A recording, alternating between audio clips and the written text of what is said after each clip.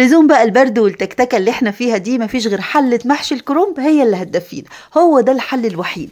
ازاي تقطعيه بسرعة الصاروخ بدون تعب ولا مجهود؟ عارفة لو جايبة 10 كرنبات واكتر هخليكي تعمليها بسرعة جدا. ازاي تسويه وتطلعي الخلطة محمرة كده والرز مفلفل، كل الاسرار وهنعمله مع بعض من الالف الى الياء بطريقة سهلة جدا. يلا نصلي على الرسول نشوف هنعمل الجمال ده ازاي. ادي بقى الكرومبايه الجميله بتاعتنا، كرومب الشتا لا يعلى عليه، بيكون زي السكر. تعالي بقى نجيب السكينه ونبدا نقطع كده ورقه ورقه على حسب بقى اتجاه الورقه، ونضيفها كده جنبنا. هنسلقها النهارده مع بعض بطريقتين، هبدا معاكي من الالف الى الياء لو حابه بقى تعملي الكرومب، والناس اللي لسه جديده حابه تتعلم المحشي، العرايس والبنانيت الصغيرين. دي اول طريقه، بنفصل الورق. اهم حاجه اختاري الكرومبايه ما تكونش مكبوسه قوي، تكون مهويه حاجه بسيطه، وتخبطي كده عليها تلاقيها بترن معاكي. دي الكرومبايه الناجحه. لو مكبوسه قوي ما بتكونش حلوه الحقيقه. هبدا كده افصل الورق، وبعد كده اطلع الجزء اللي من فوق كده بالسكينه داير داير. ودي الطريقه التانية لو حابه تسلقي الكرومبه زي ما هي كده، على حسب بقى حجم الحله بتاعتك. جبت الحله الكبيره ضفت فيها ميه وشويه من السكر على الملح والكمون، ونسيب الميه تغلي. اول طريقه معانا لو حابه تضيفي الكرومبه زي ما هي، هتضيفيها على الجزء الامامي، بعد كده هتغطسيها كده بالمعلقه دقيقه وتقلبيها على الاتجاه التاني دقيقه برضو، ما تطوليش عليها. هتلاقي الورق بيفصل لوحده. طبق بقى جنبك فيه ميه ساقعه عشان نوقف عمليه السوا، والتكه دي مهمه. هطلع كده ورقه ورقه واضيفها في الميه الساقعه لحد ما نخلص. ودي اول طريقه. الطريقه التانية لو حابه بقى تسلقي ورقه ورقه بس، الحقيقه دي منجزه اكتر، بس مفيش مشكله، حبيت اوريكي الطريقتين. ورقتين ورقتين او ثلاثه على حسب حجم الحله. نقلب على الاتجاه التاني اقل من دقيقه كده ونبدا نطلع الورق. شايفين بقى الجمال والسهوله؟ هنبدأ بقى نسيب الكرنب في المية الساقعة ونغسله أكتر من كذا مرة تحت المية الجارية ونصفيه، مهم جدا. يلا نعمل التخديعة. حلة فيها زيت على سمنة، وننزل كده بشوية بصل حلوين، ونسيب كده حبة صغيرين على جنب مش هنضيفهم، هقول لكم هنعمل بيهم ايه. نبدأ نشوح في البصل لحد ما ياخد اللون المكرمل الحلو ده، وننزل بقى بأحلى هريسة في الدنيا اللي بجد بتنقل المحشي في حتة تانية. كنت مفرزة، طب أنا مش عندي هريسة يا رضوى، هتضيفي فلفل مفروم أو تضربي مع الطماطم فلفل، مفيش مشكلة. اشوح كده الفلفل الاحمر الهريسه مع البصل ومعلقه صغيره من الثوم. لو مش بتحب تضيفي الثوم ما تضيفيش، بس جربي بجد بيكون تحفه. والبهارات بحب كده اديها تشويحه بسيطه، بابريكا بقى على كمون على كزبره على السبع بهارات، وشويه من الملح والفلفل الاسود. وبعد كده ننزل بالطماطم بتاعتنا. ادي بقى تقليبه، واخر حاجه هنضيف رشه سكر عشان حموضه الصلصه. شايفين بقى لون الطماطم يا جماعه خطيره. انا بقى بحب اسويها على نار هاديه، اوعي تسويها على نار عاليه. شايفين بقى الجمال والحلاوه؟ هي دي لون التسبيكه الصح. لو انتي الطماطم بتاعتك مش حمرا كفايه هتضيفي معلقتين 3 صلصه في الاول تشوحيها.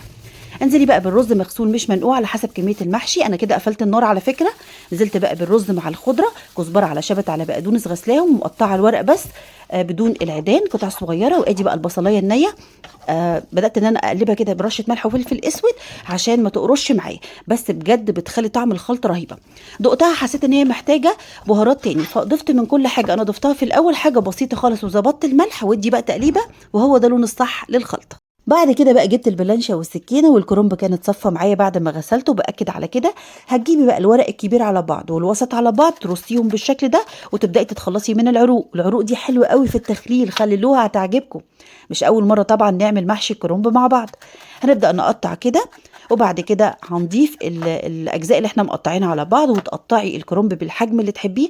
هيكون معاكي عامل زي ورق الكوتشينه بالظبط، كل الاحجام يعني بالتقريب كده قد بعض. شايفين بقى الجمال والحلاوه؟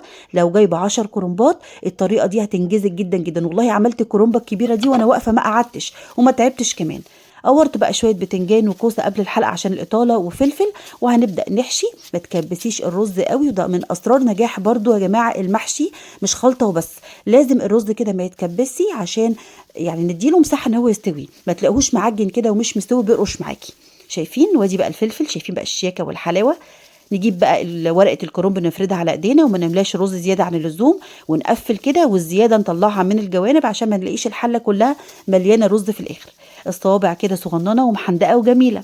هنبدا بقى نجيب الحله، واضيف في النهايه شرايح من الجزر على البصل، بحبه قوي، بياخد كده الخلاصه من المحشي وبتكون متكرمل وطعمه خطير. اول واحده بتاكل الخضار ده هو انا. ممكن تستبدليه بعروق الكرنب، مفيش اي مشكله. هنبدا كده نرص، وتسيبي مسافه بين كل صباع والتاني، ما تزنقيش زياده عن اللزوم. برضو من احد اسرار النجاح في التسويه ان لازم تدي مساحه للرز ان هو يستوي. شايفين؟ انا عملت اول صف، ادور كده الحله وارص الصف التاني، وهكذا لحد ما نخلص الكميه كلها. كان عندي بقى شويه مرقه كده حلوه، لحمه فراخ بلدي، مرقه تكون حلوه. ضفت عليها معلقتين كبار من الصلصه، وكنت طبعا مظبطه المرقه وكل حاجه، سبتها تغلي. ضفت بقى شويه كده من الزيت، قد معلقتين 3 من الزيت يدوا لمعه حلوه، ومعلقه صلصه كده على الوجه. وبعد كده هنضيف المرقه لما تغلي، احرك كده شويه بشويه يا جماعه، ما اضيفش كميه كبيره. انزل المرقه وبعد كده احرك لحد لما تنزل معايا. حسيت ان محتاجه كبشه كمان. المهم المرقه السخنه ما تتخطاش الصف الاخير للكرنب. دايما بسيب ورقه كده ما اكونش محتاجاها اغطي، بتكتم البخار وبيستوي معايا مظبوط جدا جدا، او ينفع كمان طبق مفيش مشكله. وادي المرقه على المحشي كمان التاني، الكوسه مع البتنجان للنص، ما تزوديش. في الاول بقى النار تكون عاليه وركزي معايا، بعد كده يتشرب هدي النار وسيبيه يستوي. وادي بقى الشكل النهائي، حاجه كده تحفه. شايفين بقى الجمال والحلاوه؟ هو ما خدش معايا وقت. الكرنب يا جماعه بتاع الشتاء زي ما قلت لكم ما بياخدش وقت، وزي السكر لزوم بقى الدفى والشتاء. ونقدم بقى على طبق التقديم. وكنت كمان محمره شويه فراخ كده في الزبده والزيت، وبألف هنا. جربوا بقى الخلطه دي وطريقه تقطيع الكرنب، احلى كرنب ممكن تاكلوه بالخلطه والطريقه دي. رز كده مفلفل ومستوي في نفس الوقت، حاجه كده خطيره. استودعكم في امان الله، وبالهنا وباي باي.